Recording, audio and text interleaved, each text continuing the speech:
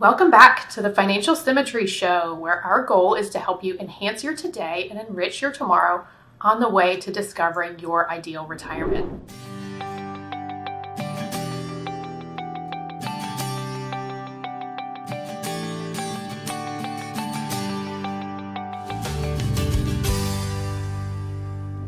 Today we have a very special guest with us, Susan Bradley, who is a certified financial planner and a certified financial transitionist.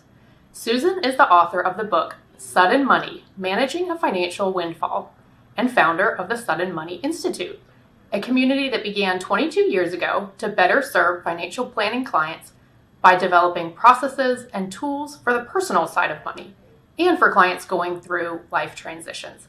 Susan, thank you so much for joining us today. It's a pleasure to be with you, Allison, always. Thank you for inviting me. Yeah, and now we know you've done some great work around sudden money and major life transitions. You've developed tools for the NFL and contributed to national media like the Wall Street Journal, New York Times, NPR, CNN, just to name a few. Today we want to start out specifically talking about that transition to retirement. So as people are looking towards retirement, what are some of your top considerations for someone considering retirement in the next 1 to 5 years? It looks like the golden opportunity, the fabulous time in life, and it certainly can be. But what we have found is as people move closer to it, they start to feel the change. And life will change when you retire. That's kind of the point, that people get to reinvent themselves. It can be anything that they want it to be, or many things. But that sense of letting go of the norm, even if you don't like your job or you don't like where you live, letting go of the familiar for the unknown is hard. And, I live in Florida, so people come here to retire from all over the world. And some of them practice retirement, which is a great idea. They come down for a couple weeks, they come down for a couple months, and then they gradually, so they know where they're going. But still, when they get where they're going, it's different, and there's an adjustment time. Working with someone like you can prepare for that adjustment and just be ready for it and kind of enjoy it, explore it, be curious, instead of being overwhelmed by it. So retirement isn't even if you have the money, right? It is not an automatic. You have to put a little bit of work into it. Yeah, and what are some of the common struggles you see as people are making that transition, and how have those changed over the course of your career? Well, what we see is it used to be a retirement to playing golf and cards all day. That obviously was not working for everybody, but that's what the pictures always detected. You'd have people sitting in an Adirondack chair or at a golf course, and there were these classics. Well, it turns out that most people in retirement want to have some kind of focus, some kind of purpose. And what we found is what really helps if they can think about activities that meet 4 criteria. Activities that are social, that are routine, that are challenging and measurable. And it's kind of a simple filter to put your calendar through. And if you start with 1 or 2 of those, it doesn't have to be routine like every day or every week. It doesn't have to be with people like yourself. It could be different. It could be golf. That would be challenging and measurable. But it might be volunteering and helping some organization achieve a goal. It might be learning French. It might be taking up pickleball, which is very popular. And it could be the best. It would be the combination of all of those. So thinking about your time, how someone spends their time, is something that is important in retirement. In working years, your time is dictated to you, how you do things. You work things in between this or that. When you're retired, it's up to you to create. Yeah, that's exciting. I know pickleball is one of your favorite activities too, right? Yes, it is. I have a lot of clients who are actively pursuing their pickleball careers, and I'm hearing more about the injuries that go along with that. as Yes, you well. are. Yes, you are. I feel like a cliche, but it's part of it. Even playing pickleball, you'll see many retired people playing pickleball, and they might have to adjust their physiology for it. They might have to spend time on their back, their legs, their whatever, and that pulls them into other activities that they might not have done. There's ripple effects from all of these choices of how to spend your time, and just pay attention to it. If you don't like it, don't do it. But if you like it, just lean in a little more. And so I know I've had the pleasure of studying under you for about the past 2 years, learning more about transitions and the personal side of money. And I know a lot of times, in addition to retirement, people might be going through multiple other transitions at the same time. Tell us more about what transitions you typically see in this phase of life in addition to retirement. Well, it's not, it's true for all transitions. Someone could be widowed, but then they also might be retired. They could be widowed and then maybe they repartner. Divorce is not uncommon in retirement. There's something called gray divorce, and that's divorce over 65. Illness can come up. So there are challenges. It used to be this fun slogan that retirement is made up of three timelines: go, go, slow go, and no go. And that's kind of fun, but gosh, what does that really mean? And how does that work? Um, it usually means you're leaning into things, hopefully, that you like, but then life can change on a dime. We all know that. And it seems the older we get, the faster those changes come up. So it's not uncommon in retirement to have overlapping transitions. And the common one you hear the jokes about is people going to the early bird special and talking about prescriptions and doctors and that kind of thing. That sounds really funny before you retire, but then all of a sudden you're there. And you're talking about it too. And it's a natural progression that can happen.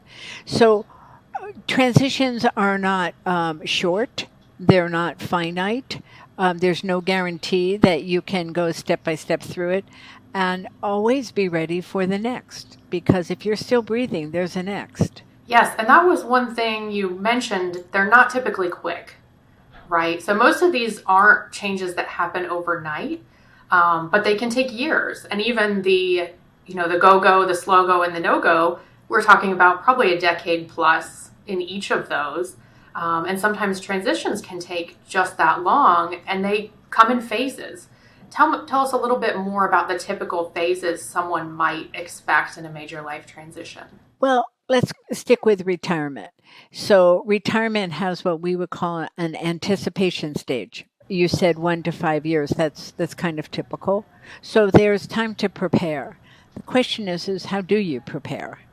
Well, if they're working with you, to help them manage or to discover how they make their best decisions, how they like to communicate so they're productive and comfortable and confident in meetings, how to manage their expectations, how to have those conversations with stakeholders in their life, whether it's their partner, their spouse, their kids, whoever. Um, and to explore what it might look like so you're ready for the unexpected, because there's always a surprise. But anticipation doesn't mean that you're perfectly ready. You're just ready to deal with it, to navigate. You have some good basic, I call it actually, transition skills really are 21st century survival skills, because life is moving so fast. So you anticipate transition, and then you have the time when it's happening, when you've resigned and you're signing up for this benefit and that benefit, and you're shifting the way money works and the cash flow and all, and you're hopefully setting up the calendar for a routine reboot with the things that are routine, social, measurable, and challenging. So there's activity, and then things slow down. The puzzle pieces are back in place, but you still don't feel like you're there yet. It's called passage stage. And that can take years, not months. The ending stage, tying everything up, if they're working with you, that maybe takes a year if it's complex, but it's usually pretty well prepared. But then there's that passage stage where they're still figuring things out, and it's a time to feel it, to reinvent, to rethink, to reimagine, to learn from the way other people are doing things, try out some kind of travel. Does it work? It doesn't work. What are the people, who are the people you want to hang out with? There's a lot of fitting it into place in passage. And then, of course, there's the next event that comes up. It could be COVID. I mean, how many people had disruption during COVID when they thought they had a perfect retirement plan? So those are three stages: anticipation, ending, and passage. And then there's a new normal when you no longer think of yourself as a retired person. You're just who you are, doing what you're doing. There's no label in your mind. You're not thinking about getting ready and adjusting. You're cool. It's calm. And that's a time to look back and say, how did I do? What do I wish I had known? What would I tell someone like me who's going through that? What advice would who was my support? How did Allison give me advice that really hit home? What was that so she can help me the next time? So new normal is really tightening up your skills for the next. Yeah, I think that's where everyone wants to get to, right? And hopefully in a better financial position than when you started the transition. And I know that you've done a lot of work around this, because what you've found is that a lot of times when people experience a major life transition or a sudden money event, as you describe in your book, is that there's a lot of mistakes that can be made and a lot of common pitfalls to avoid. So what are some of the traits or challenges that you see show up when people are facing a windfall or major change in their financial status from what they're used to dealing with? Many times the mistakes or the regrets come from moving too quickly. It's a good time to just settle in, step back from doing, gather more information, have conversations with you about what possibilities exist. You would normally, as a CEFT, you would stimulate those conversations. You would help build that curiosity. So many people move quickly and they want to put things back into some kind of order. They don't like change. They don't like the gap. And it's really better to just take your time. Usually, things don't have to happen so quickly. You deal with the urgent things. We have a decision-free zone that I'm sure you use with your clients to separate things that really have a deadline and an urgency and those that don't. So taking time is important. The other thing is, many times we walk around in life with a narrative about who we are, what we're doing, how life works. And usually when life is shifting, whether by choice or by happenstance, that narrative can change and probably should change. So the self-talk, the how do you see yourself, how is life coming together or not coming together for you, is a big deal.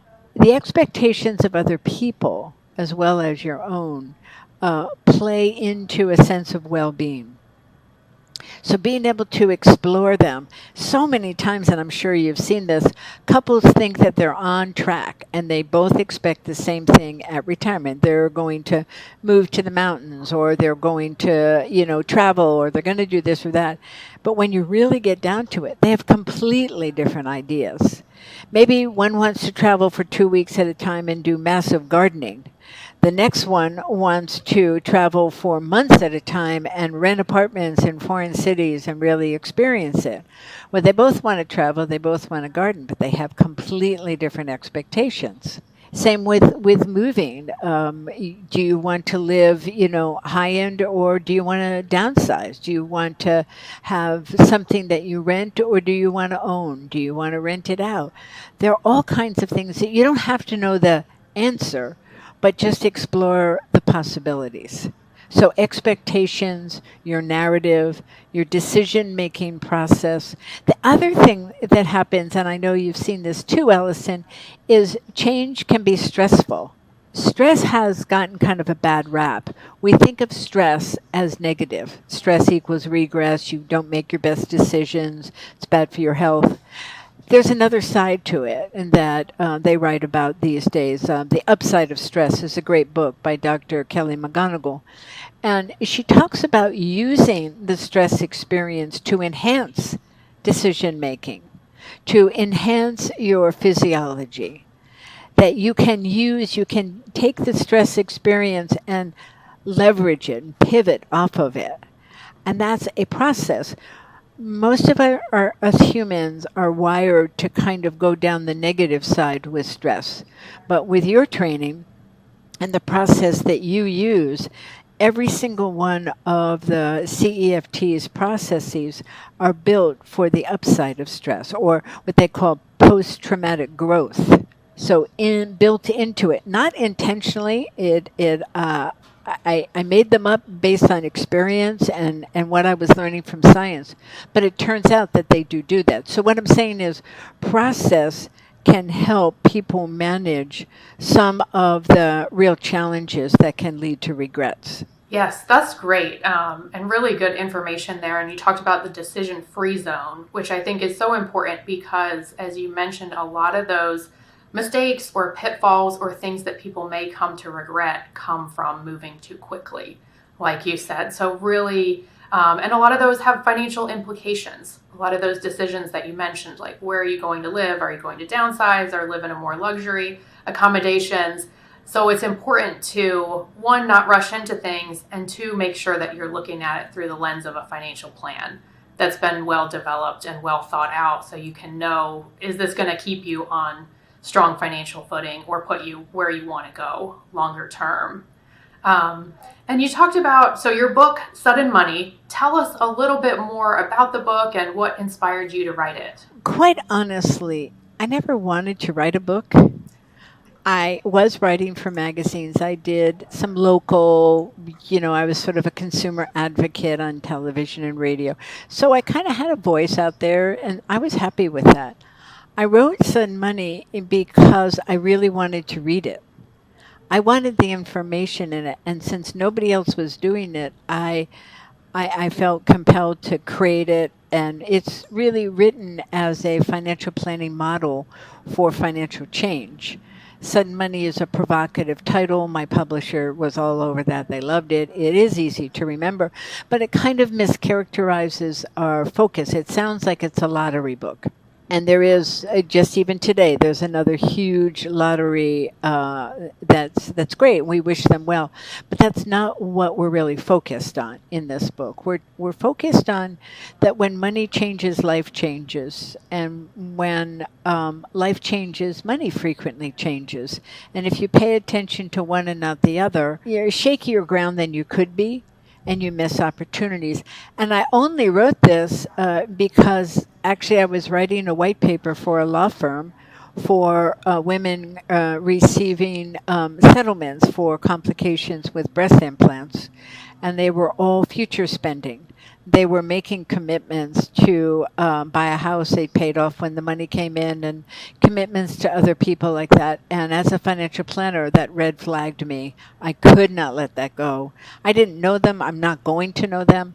But I realized they didn't have the financial literacy or the transition literacy to manage what they were in. And it turns out that the company being sued went into bankruptcy, and so did many of the women. And when I expressed concern to the law firm, and they said, don't worry about that, we handle bankruptcy. In other words, they could do the legal work. It just wasn't okay. So I ended up writing the book, and that was it came out in January of 2000. And all I knew at the time that the book came out was I was thought, it was crazy. I was thought of as the global thought leader in this, and I might have been the first to talk about it and say it in the financial planning world, but I had so much to learn. It was crazy. It was a beginning, it was just a seed. We didn't know about transitions then. We just looked at change. And so you're a certified financial transitionist. It took us 12 years to get to transitionist, which is someone who is skilled and trained to manage change. So it says that you have a specialized area of practice, that you have the tools and the process and the training that allow you to be an expert in this one area of financial planning. We didn't have the verbiage, and we certainly didn't have the confidence that we knew everything that was needed to make a claim like that. We had to earn that the hard way by doing. Not by hiring researchers and all, which probably would have been faster, and I don't know what the outcome, but we did it step by step, and that's why we're so confident today. Yeah, and the basis is just so compelling that there's two sides to money, right? There's the technical side, which is where most of our training as financial advisors come from, and there's the personal side. And it's really that personal side that influences our decision making.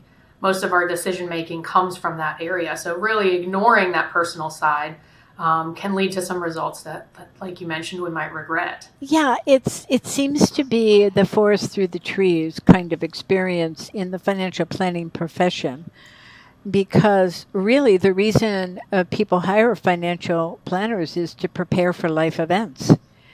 The ones they can see and the ones that just happen, manage them, and then adjust to them. It is the core of financial planning. And I believe that the two sides of money are equally important and equally complex. But the industry, until just recently, has really skewed to the technical side, and they're focused on transactions as a industry. And it takes people like you who are willing to do the training and not be on the transaction side, but on real financial planning, relationship building. It's takes a little more time. It's a little bit harder, but it's so much more rewarding to do that kind of work. It's a night and day.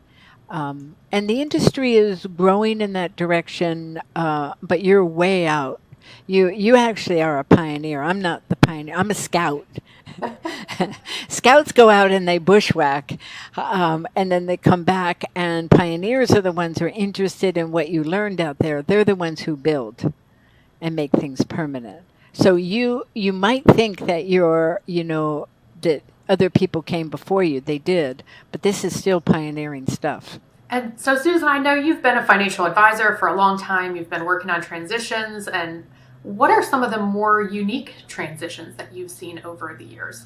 I know you talked about lottery winners earlier. You've done quite a bit of work around that and settlement recipients. It's all over the world. We're in 5 continents, so we hear all kinds of stories, but there's similarities all the time.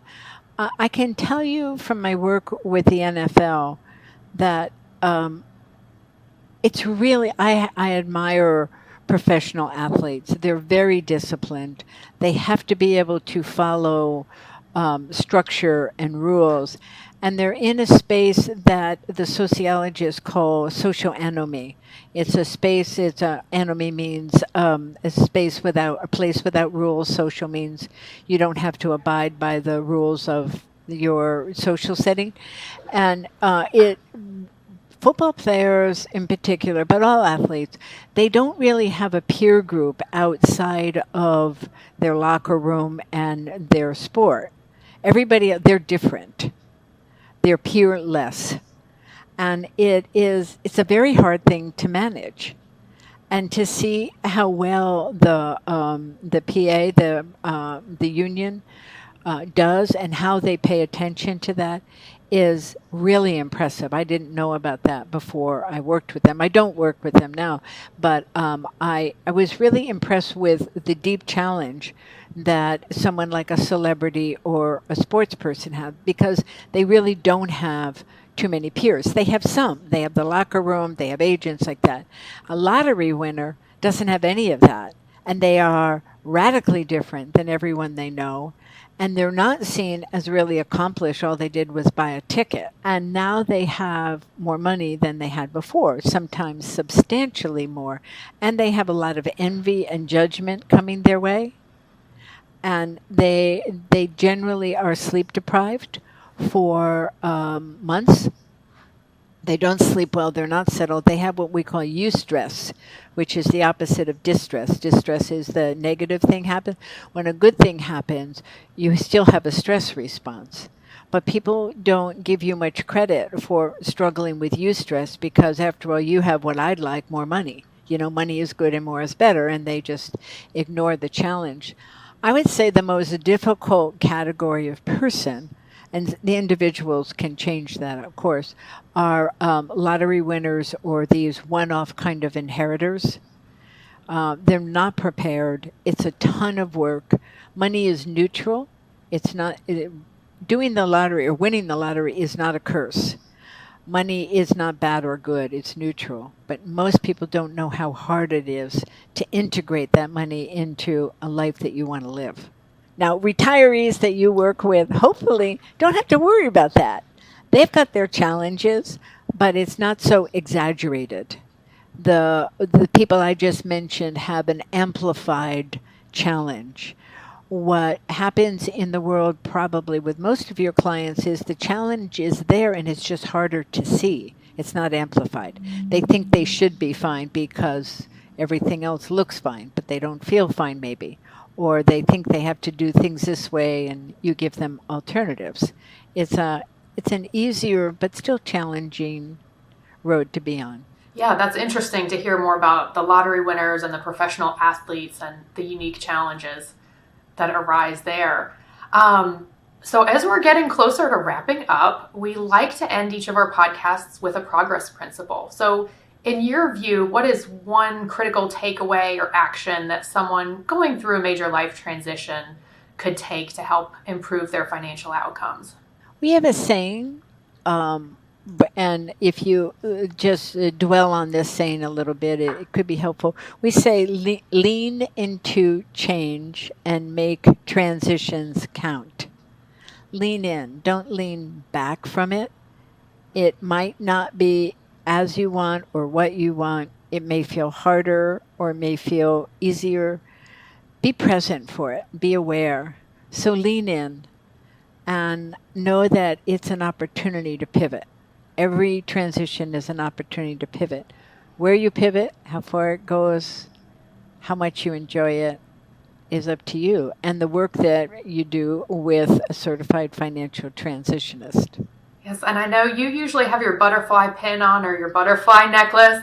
I know you like to wear that as a representation of that change that happens. And as you mentioned, the butterfly kind of gets to cocoon and do that in private. But for most of us, we're doing this in public and everything else is still going on in our lives as we're experiencing these transitions.